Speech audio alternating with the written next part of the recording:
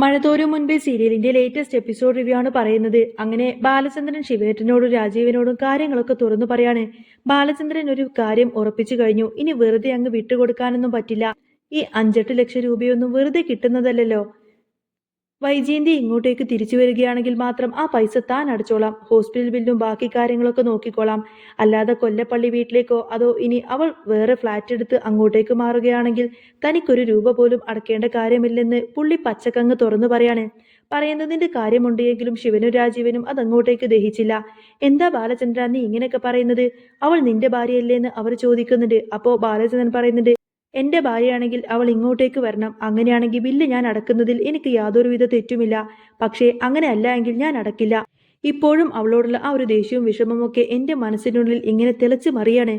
അവൾ ചെയ്ത ആ ഒരു ക്രൂരത എനിക്കത്ര പെട്ടെന്നൊന്നും പൊറുക്കാനോ ക്ഷമിക്കാനോ പറ്റില്ല. ഇനി അവൾ ഇങ്ങോട്ടേക്ക് വന്ന് അനുസരണയോട് കൂടെ തന്നെ എന്റെ കൂടെ നിൽക്കുകയാണെങ്കിൽ അവളുടെ അഹങ്കാരമൊക്കെ ഒന്ന് മാറ്റിവെക്കണം. അഹങ്കാരം ഇങ്ങനെ തലക്ക് പിടിച്ച് നിൽക്കുകയാണെങ്കിൽ അവൾക്ക് ഞാൻ മാപ്പ് കൊടുക്കാൻ പോകുന്നില്ല. എന്റെ മുന്നിൽ വന്ന് മര്യാദക്ക് സംസാരിക്കണം. എങ്കിൽ മാത്രമേ ഇനി ഞങ്ങൾ തമ്മിൽ ഒരു കുടുംബജീവിതം ഉണ്ടാവുള്ളൂ. കുടുംബജീവിതം എന്ന് പറഞ്ഞാൽ അറിയാലോ അവളുടെ അഹങ്കാരം എത്രത്തോളം ഉണ്ടെന്ന്. ഒരിക്കലും അവൾ അത് സമ്മതിക്കില്ലെന്ന് എനിക്കറിയാം. പിന്നെ അലീനെ ഇവിടെ നിന്നും ഇറക്കി വിടാന്ന് നിങ്ങൾ ആരും മോഹിക്കുകയും വേണ്ട. ഒരിക്കലും അവളെ ഞാൻ ഇവിടെ നിന്നും മാറ്റില്ല. അവളെ പടിയിറക്കാൻ നിങ്ങളുടെ മനസ്സിൽ ചില മോഹങ്ങളൊക്കെ കാണും. അതൊന്നും നടക്കാൻ പോകുന്നില്ല. അപ്പോഴേക്കും ശിവരാമൻ ചോദിക്കുന്നുണ്ട്, എന്താടാ ബാല നീ ഇങ്ങനെ മനസ്സും ശരീരവും ഒക്കെ ഇങ്ങനെ വെറുതെ കടുപ്പിച്ചു വെച്ചിരിക്കുന്നത്? അതിൻ്റെയൊക്കെ വല്ല ആവശ്യമുണ്ടോ? നിന്റെ ഈ ആരോഗ്യം കഴിവുമൊക്കെ അവൾക്കെതിരെ പ്രയോഗിച്ച ഒടുവിൽ നീ വെറും വട്ടപൂജ്യമായി പോവും. നിന്റെ ജീവിതം തന്നെ തകർന്നു പോകും. അതുകൊണ്ട് ഞാൻ പറയുന്നതാണ് ഏറ്റവും നല്ല വഴി. അവളോട് നിനക്കൊന്ന് ക്ഷമിച്ചൂടെ? അതെ, ക്ഷമിക്കാൻ ശിവേട്ട. പക്ഷേ ഒരു കാര്യമുണ്ട്. ക്ഷമിക്കണമെങ്കിൽ അവളുടെ അഹങ്കാരം ആദ്യം ഒന്ന് കുറക്കണം. തെറ്റ് ചെയ്തത് ഞാനല്ല, നിങ്ങളുടെ പെങ്ങളാണ്. അവൾ ആ തെറ്റ് മറച്ചു പിടിക്കുകയാണ് ചെയ്തത്. ഞാൻ അവളോട് ചോദിച്ചു, നീ എത്ര മക്കളെ പ്രസവിച്ചിട്ടുണ്ട് എന്ന്. അവൾ പറഞ്ഞു 3 അവളുടെ ആദ്യത്തെ പ്രസവത്തിന്റെ കാര്യം അവൾ അങ്ങ് മനഃപൂർവ്വം തള്ളിക്കളഞ്ഞു. എന്നിട്ട് എന്നെ കുറ്റപ്പെടുത്താണ്. നിങ്ങൾക്കൊരു അവിഹിത സന്തതിയല്ലേ അവൾ ആ വീട്ടിലില്ലേ എന്നൊക്കെയാണ് എന്നോട് ചോദിക്കുന്നത്. എനിക്ക് വേണമെങ്കിൽ അപ്പൊ തന്നെ മറുപടി പറയാമായിരുന്നു ശിവേട്ട. ഈ കിടക്കുന്ന കിടപ്പിലും അവളുടെ അഹങ്കാരത്തിന് യാതൊരുവിധ കുറവുമില്ല. അവൾ പറഞ്ഞത് എനിക്ക് ഡിവോഴ്സ് നോട്ടീസ് അയക്കുമെന്നാണ്. അങ്ങനെ അയക്കാൻ പോകുന്നവൾക്ക് വേണ്ടിയിട്ട് ഞാൻ എന്തിനാ ഈ 5-8 ലക്ഷം രൂപ കളയുന്നത്? എന്റെ സമയവും അധ്വാനവും ഒക്കെ അവൾക്ക് വേണ്ടിയിട്ട് ചെലവാക്കേണ്ട കാര്യമൊന്നും എനിക്കില്ല. നിങ്ങളായി നിങ്ങളുടെ പാടായി. ഇനി അവളുടെ പേരും പറഞ്ഞ് എന്റെ അടുത്തേക്ക് വരരുത്. പൈസയുടെ കാര്യത്തിൽ ഇനി കോംപ്രമൈസ് ഒന്നും തന്നെ ഇല്ല. ഈ ബില്ലെല്ലാം കൂടി അവളുടെ കയ്യിൽ തന്നെ അങ്ങ് കൊടുത്തേക്ക്. അവളുടെ അക്കൗണ്ടിൽ ലക്ഷങ്ങളുണ്ടല്ലോ, അവൾ തന്നെ അടച്ചോളും. ഈ കാര്യത്തിൽ നിങ്ങൾക്ക് പേടിയൊന്നും വേണ്ട. അല്ലെങ്കിൽ പിന്നെ അവളോട് പറ ഒരു 500 രൂപയുടെ മുദ്രപത്രത്തിൽ എഴുതി തരാന്. മര്യാദക്ക് അന്തസ്സായിട്ട് കുടുംബത്തിൽ ഒതുങ്ങി ജീവിച്ചോളണമെന്ന്. അങ്ങനെയാണെങ്കിൽ എനിക്ക് പ്രശ്നമില്ല. ഒടുവിൽ ശിവശങ്കരനും രാജീവനും ബാലചന്ദ്രന്റെ മുന്നിലങ്ങ് തോറ്റുപോവാണ്. അവർക്ക് മറുപടി പോലുമില്ല. അപ്പോഴേക്കും അലീന ജ്യൂസൊക്കെ അങ്ങോട്ടേക്ക് കൊണ്ടുവരികയാണ്. ജ്യൂസ് കുടിക്ക്, എന്നിട്ട് നേരെ പെങ്ങളുടെ അടുത്തേക്ക് ചെല്ലുക എന്ന് പറയാണ് ബാലചന്ദ്രൻ. അവൾ കാര്യങ്ങളൊക്കെ ബോധ്യപ്പെടുത്താൻ നോക്ക്. എന്നോട് ഇവിടെ വാക്കുതർക്കം നടത്തിയിട്ട് യാതൊരുവിധ കാര്യമില്ല എന്ന് ബാലചന്ദ്രൻ പറഞ്ഞു. കുറച്ചു കഴിഞ്ഞ് അവരോടൊക്കെ യാത്ര പറഞ്ഞ് അവർ നേരെ ഹോസ്പിറ്റലിലേക്ക് പോയി. ആ സമയത്ത് തന്നെ ബാലചന്ദ്രൻ ചോദിച്ചു, എവിടെ രോഹിതും ബബിതയൊക്കെ എവിടെയെന്ന്. അവർ മുറിയിലുണ്ട് എന്ന് പറഞ്ഞപ്പോൾ കൃഷ്ണമോള് പോയി അവരെ വിളിച്ചു. ബബിത അങ്ങോട്ടേക്ക് വന്നപ്പോൾ ബാലചന്ദ്രൻ ചോദിക്കുന്നത്, എന്തായി കൊല്ലപ്പള്ളിയിലെ വീട്ടിലെ താമസമൊക്കെ നിർത്തിയോ എന്ന്. ബബിത ഒന്നും മിണ്ടിയില്ല. എനിക്കന്നേ തന്നെ അറിയാമായിരുന്നു ഇതൊക്കെ ഇങ്ങനെ തന്നെ സംഭവിക്കുമെന്ന്. അതുകൊണ്ടാണ് പറഞ്ഞത് അവിടെയും പോയി കാര്യങ്ങളൊക്കെ ഒന്ന് പഠിക്കണമെന്ന്. പക്ഷേ ബബിതയുടെ മനസ്സിൽ അതൊന്നും തന്നെ ആയിരുന്നില്ല. അച്ഛൻ സത്യാവസ്ഥ അറിയുമോ? ഹരിശങ്കർ ആ വീഡിയോ എങ്ങാനും പുറത്തുവിടുമോ എന്നുള്ള ആ ഒരു പേടിയായിരുന്നു ബബിതയ്ക്ക്. ബാലചന്ദ്രൻ പറഞ്ഞു, ഇനിയെങ്കിലും അടങ്ങി ഒതുങ്ങി മര്യാദയ്ക്ക് ഇവിടെ നിൽക്കാൻ നോക്ക്. നിന്റെ അമ്മയുടെ താളത്തിനൊത്ത് നീയൊക്കെ തുള്ളാൻ പോയി കഴിഞ്ഞാൽ നിനക്കൊന്നും നല്ലൊരു ജീവിതം പോലും ഉണ്ടാവില്ല. ഇതാണ് നിന്റെ വീട്. അല്ലാതെ മറ്റുള്ളവരുടെ വീട്ടിൽ പോയി കിടന്നാൽ എത്ര കാലം മുന്നോട്ടു പോകും? അതൊന്നും മനസ്സിലാക്കാതെ പോയത് നിങ്ങളാണ്. അപ്പോഴേക്കും അലീന ജ്യൂസുമായി അങ്ങോട്ടേക്ക് വന്നു. ബബിതയോട് പറഞ്ഞു, ദാ ജ്യൂസ് കുടിക്കാൻ. ബാലചന്ദ്രൻ ഫോണിൽ നോക്കിയിരിക്കുകയാണ്. അപ്പോൾ ബബിത പറയുന്നുണ്ട്, എനിക്കൊന്നും വേണ്ട എന്ന്. അലീന വിട്ടുകൊടുത്തില്ല. കുടിക്കാതിരുന്നിട്ട് കാര്യമില്ല. ഈ വീട്ടിൽ താമസിക്കുന്നിടത്തോളം കാലം ഞാൻ ഉണ്ടാക്കുന്ന ആഹാരം കഴിക്കേണ്ടി വരും. പട്ടിണി ഇരുന്നിട്ടൊന്നും കാര്യമില്ല എന്ന് പറയും. അത് കേട്ടതും ബബിതയ്ക്ക് ദേഷ്യം വന്നു. എനിക്ക് വേണ്ട എന്നല്ലേ പറഞ്ഞത് എന്ന് ചോദിച്ച് അവൾ ആ ജ്യൂസ് ട്രേയിലേക്ക് അങ്ങ് ഒറ്റ തട്ടങ്ങ് കൊടുത്തു. ജ്യൂസൊക്കെ തറയിൽ വീണിട്ട് ഗ്ലാസ്സൊക്കെ അങ്ങ് പൊട്ടിത്തെറിച്ചു. ഇത് കണ്ടപ്പോൾ ബാലചന്ദ്രൻ ദേഷ്യപ്പെട്ട് അവിടെ നിന്നങ്ങ് ചാടി എഴുന്നേൽക്കാണ്. എന്നിട്ട് ബബിതയുടെ അടുത്തേക്ക് ചെന്നുകൊണ്ട് തന്നെ അടിക്കാൻ അങ്ങ് കയ്യോങ്ങി.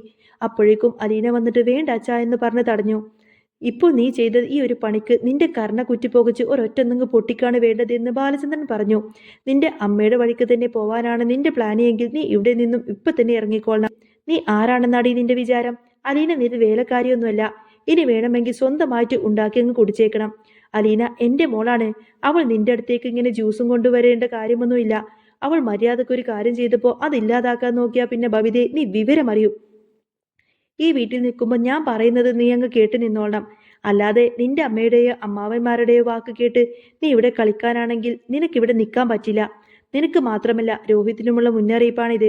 ഇത് കേട്ട് ബബിത എന്തോ പറയാൻ തുടങ്ങിയപ്പോഴോ അച്ഛനാണെന്ന ബോധമുണ്ടെങ്കിൽ ഞാൻ പറയുന്നത് കേട്ടോ, ഇല്ലെങ്കിൽ വന്ന വഴിക്ക് തന്നെ തിരിച്ചു പോയിക്കോ എന്ന് ബാലചന്ദ്രൻ അങ്ങ് കടുപ്പിച്ചു പറഞ്ഞു. നിന്റെ ഈ അഹങ്കാരം ശുദ്ധ തെന്മാടിത്തരമാണ്. ഇതിന്റെയൊക്കെ വില നിനക്കറിയില്ല. അലീന ഇവിടുത്തെ ജോലിക്കാരിയല്ല. അവൾ ചെയ്തു തരുന്നത് കണ്ടിട്ട് തലയിൽ കയറി നിറങ്ങാനൊന്നും നോക്കണ്ട. ഇന്നു മുതൽ അടുക്കളയിൽ കയറിയിട്ട് അലീനയെ നീ സഹായിക്കണം. ഇല്ലെങ്കിൽ കഴിക്കാൻ നേരത്ത് കൈ കഴുകി വന്നിരുന്നിട്ടൊന്നും കാര്യമില്ല എന്നും പറയും.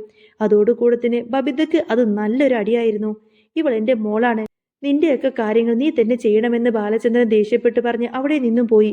കുറച്ചു കഴിഞ്ഞ് മനുശങ്കർ അങ്ങോട്ടേക്ക് വരികയാണ്. ഉച്ചക്ക് വരാമെന്ന് പറഞ്ഞതുപോലെ തന്നെ മനു എത്തിയപ്പോൾ അലീന ചോദിക്കുന്നുണ്ട്, അങ്കിളൊക്കെ വന്നോ എന്ന്. മനു പറഞ്ഞു, സൂപ്പർ മാർക്കറ്റിൽ നിന്നും ഞാൻ മീനൊക്കെ വാങ്ങിച്ചിട്ടുണ്ട് എന്ന്. ഇത് കേട്ടപ്പോൾ അലീനക്ക് ചിരി വന്നു. എന്താ ചിരിക്കുന്നത് എന്ന് മനു ചോദിച്ചപ്പോൾ ഏയ് ഒന്നുമില്ലാന്ന് പറയാണ് അവള്. ബാലചന്ദ്രൻ വന്ന് മനുവിനോട് ഹോസ്പിറ്റൽ വിശേഷങ്ങളെല്ലാം തിരക്കി. എല്ലാം ഓക്കെയാണെന്നും വൈകാതെ തന്നെ ഡിസ്ചാർജ് ചെയ്യാമെന്നും മനു പറഞ്ഞു. അമ്മയുടെ കൂടെ കൊല്ലപ്പള്ളിയിലേക്ക് പോയി കഴിഞ്ഞാൽ ആന്റിക്ക് അവിടെ വല്ലാതെ ബുദ്ധിമുട്ടാകുമെന്ന് മനു പറഞ്ഞപ്പോൾ പുള്ളിക്കാരി കുറെ കാര്യങ്ങൾ പഠിക്കാനുണ്ടെന്നും അത് പഠിച്ചാലേ സമാധാനം കിട്ടൂ എന്നു ബാലചന്ദ്രൻ പറഞ്ഞു. മനു മീൻ വാങ്ങിക്കൊണ്ടുവന്ന കാര്യം കൃഷ്ണമോളും അറിഞ്ഞു. ചേച്ചി പറഞ്ഞിട്ടാണോ എന്ന് മനുവിനെ കളിയാക്കി ചോദിക്കുകയും ചെയ്തു. അലീന വേഗം കറികളൊക്കെ ഉണ്ടാക്കി. എല്ലാവരും കൂടി സന്തോഷത്തോടുകൂടെ ആഹാരം കഴിക്കാനിരുന്നു. അലീന രോഹിത്തിനെയും ബബിതയെയും വിളിച്ചുവെങ്കിലും അവർ വന്നില്ല. നിർബന്ധിക്കേണ്ട എന്ന് ബാലചന്ദ്രൻ പറഞ്ഞു. ഭക്ഷണം കഴിഞ്ഞ് മുറ്റത്ത് നിൽക്കുമ്പോൾ മനു അലീനയുടെ അടുത്തേക്ക് ചെന്നു. ഇവിടെ എന്താ പണിയെന്ന് മനു ചോദിച്ചപ്പോൾ ഇവിടെ കുറച്ച് പണികളുണ്ടെന്ന് പറയാണ് അലീന. മനു കളിയാക്കി. അകത്തെ പണി പോരാഞ്ഞിട്ട് പുറത്തെ പണിയും കൂടി ഏറ്റെടുത്തോ എന്ന് ചോദിക്കുമ്പോൾ ഇതെന്റെ വീടല്ലേ എന്ന് അലീന തിരിച്ചു ചോദിച്ചു. മനുവേട്ടൻ എപ്പോഴാ തിരിച്ചു പോകുന്നത് എന്ന് ചോദിച്ചപ്പോൾ 2 ദിവസം കൂടി ലീവ് ഉണ്ടെന്ന് പറഞ്ഞു. പെട്ടെന്ന് തന്നെ ഇങ്ങോട്ടേക്ക് വരാൻ തോന്നിയത് ഒരാളെ കാണാനാണ് എന്ന് മനു പറഞ്ഞപ്പോൾ അലീന മനുവേട്ട വേണ്ട കേട്ടോ എന്ന് പറഞ്ഞു. അലീന നാണത്തോടു കൂടെ തന്നെ മനുവിനെ നോക്കുകയാണ്. അന്നേരം നീ എന്റെ മുറപ്പെണ്ണാണെന്ന് എനിക്കറിയാം. നിന്നെ ഇഷ്ടപ്പെട്ട് തന്നെയാണ് ഞാൻ ഇങ്ങോട്ടേക്ക് വന്നത് എന്ന് മനു പറഞ്ഞു. അത് കേട്ടപ്പോൾ അലീനയുടെ കണ്ണ് നിറഞ്ഞു. അയ്യോ ഞാൻ തമാശ പറഞ്ഞതാണെന്ന് മനു തിരുത്തി. മനുവേട്ട അമ്മ എന്നെ ഒരിക്കലും അംഗീകരിക്കില്ലെന്ന് അലീന സങ്കടത്തോടെ പറയുന്ന സമയത്തിന് ടെൻഷൻ അടിക്കേണ്ട കാര്യമൊന്നുമില്ല, ഞങ്ങളൊക്കെ കൂടെയുണ്ട് എന്ന് പറഞ്ഞ് മനു അവളെ ആശ്വസിപ്പിച്ചു. അപ്പോഴേക്കും കൃഷ്ണമോള് വന്ന് അവരെ കളിയാക്കി മാറ്റിക്കൊണ്ടുപോയി. ഈ സമയത്തിന് വൈജയന്തി ആണെങ്കിൽ ഭയങ്കര ടെൻഷനിലായിരിക്കും. എത്രയും പെട്ടെന്ന് തന്നെ ഡിവേഴ്സ് കൊടുക്കണമെന്നും സത്യാവസ്ഥകൾ ബാലചന്ദ്രൻ അറിഞ്ഞു കാണുമോ എന്നൊക്കെ ആകെ പേടിച്ച് ടെൻഷനോടെ ഇരിക്കുകയായിരിക്കും വൈജയന്തി. അന്നേരം ശിവശങ്കരനും രാജീവനൊക്കെ വന്ന് കാര്യങ്ങളൊക്കെ പറഞ്ഞ് മനസ്സിലാക്കാൻ നോക്കുന്നുണ്ട്. ഇതേ സമയം ബാലചന്ദ്രന്റെ അന്ത്യശാസനം കേട്ട് മുറിയിൽ കയറി വാതിലടിച്ച ബബിതയുടെ ഉള്ളിൽ കലിപ്പും സങ്കടവും ഒരുപോലെ ഇരുമ്പുന്നുണ്ടായിരുന്നു. നോക്കിക്കോ രോഹിതേ, ഇതിനൊരു തിരിച്ചടി ഞാൻ കൊടുത്തിരിക്കും. ആ അലീനെ ഈ വീട്ടിൽ നിന്നും വാഴിക്കാനൊന്നും ഞാൻ സമ്മതിക്കില്ല എന്ന് പല്ലുകടിച്ചുകൊണ്ട് തന്നെ ബബിത പറഞ്ഞു. പക്ഷേ രോഹിത്തിന് പഴയ ആവേശമൊന്നും ഉണ്ടായിരുന്നില്ല. അച്ഛന്റെ ഒരൊറ്റ നോട്ടം മാത്രം മതിയായിരുന്നു പുള്ളിക്കാരന്റെ സകല പനിയും അങ്ങ് മാറാൻ. അതേസമയം ഹോസ്പിറ്റലിൽ വൈജയന്തി പുതിയൊരു പ്ലാനിങ്ങിലായിരുന്നു. ശിവശങ്കരൻ കാര്യങ്ങൾ പറഞ്ഞപ്പോൾ അവൾ പുറമേക്കൊന്ന് അയഞ്ഞതുപോലെ അങ്ങ് അഭിനയിച്ചു. ശരി എങ്കിൽ ഞാൻ അങ്ങോട്ടേക്ക് വരാം, പക്ഷേ ബാലചന്ദ്രൻ എന്നോട് മാപ്പ് ചോദിക്കണം എന്നായിരുന്നു അവളുടെ വെപ്പ്. പക്ഷേ രാജീവൻ പച്ചക്കങ്ങ് പറഞ്ഞു, നിന്റെ ഈ അഹങ്കാരം ഒന്ന് മാറ്റിപ്പിടിച്ചു കഴിഞ്ഞിട്ടില്ലെങ്കിൽ പിച്ചച്ചട്ടി എടുക്കേണ്ടി വരും. ആ മുദ്രപത്രത്തിൽ ഒപ്പിടാൻ തയ്യാറാണെങ്കിൽ മാത്രം നീ അങ്ങോട്ടേക്ക് വന്നാൽ മതി എന്ന് പറയും. അടുത്ത ദിവസം രാവിലെ വീടിന്റെ അന്തരീക്ഷമാകെ മാറി മറിഞ്ഞു. ബാലചന്ദ്രൻ പറഞ്ഞതുപോലെ തന്നെ അലീന അടുക്കളയിൽ ചായ ഇടാൻ വന്നപ്പോൾ ബബിത അങ്ങോട്ടേക്ക് കടന്നു ചെന്നു. പക്ഷേ സഹായിക്കാനല്ല, പകരം അലീന എന്ന് ചൊടിപ്പിക്കാൻ വേണ്ടിയിട്ടാണ്.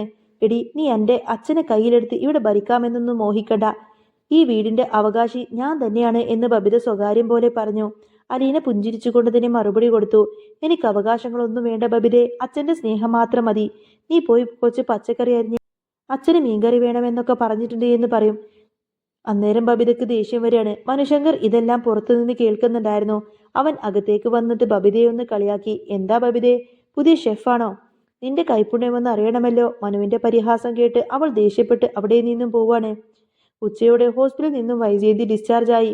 പക്ഷേ ബാലചന്ദ്രൻ അങ്ങോട്ടേക്ക് പോയില്ല. പകരം ഒരു ടാക്സി പറഞ്ഞു വിട്ടു. വൈജയന്തി ശിവശങ്കരനെയും കൂട്ടിയിട്ട് ആ വീട്ടിലേക്ക് എത്തിയപ്പോൾ ബാലചന്ദ്രൻ ഉമ്മറത്ത് തന്നെ ഇരിക്കുന്നുണ്ടായിരുന്നു.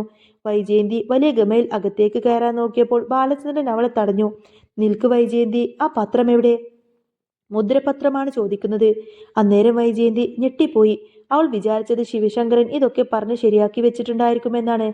ബാലേട്ട, ഈ വീട്ടിൽ കയറാൻ എനിക്കെന്തിനാ മുദ്രപത്രത്തിന്റെ ആവശ്യമുണ്ടോ എന്നവൾ വിതുമ്പിക്കൊണ്ട് ചോദിച്ചു. പക്ഷേ ബാലചന്ദ്രൻ കുരുങ്ങിയില്ല.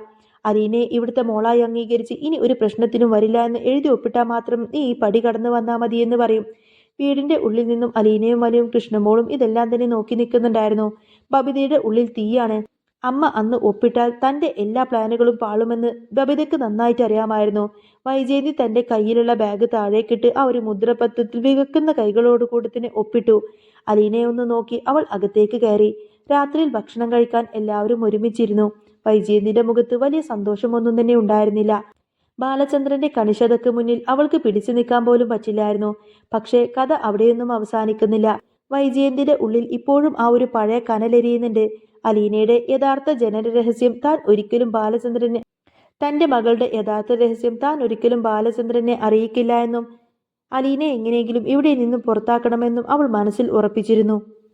പിന്നീട് അങ്ങനെ കുറേ അധികം എപ്പിസോഡുകൾക്ക് ശേഷമാണെങ്കിലും അലീനയുടെ കൈവശമുള്ള ഒരു പഴയ ഡയറി അത് ബബിതയുടെ കയ്യിൽ എത്തുന്നതോടുകൂടെ തന്നെ വീട്ടിൽ പുതിയൊരു സ്ഫോടനം നടക്കുന്ന ഒരു അടിപൊളി സൂപ്പർ രംഗങ്ങളൊക്കെ വരാൻ പോകുന്നുണ്ട് കേട്ടോ. അപ്പോൾ നിങ്ങൾക്ക് ഈ ഒരു ചാനൽ ഇഷ്ടമാണെങ്കിൽ സബ്സ്ക്രൈബ് ചെയ്യാനും സപ്പോർട്ട് ചെയ്യാനും മറക്കല്ലേ.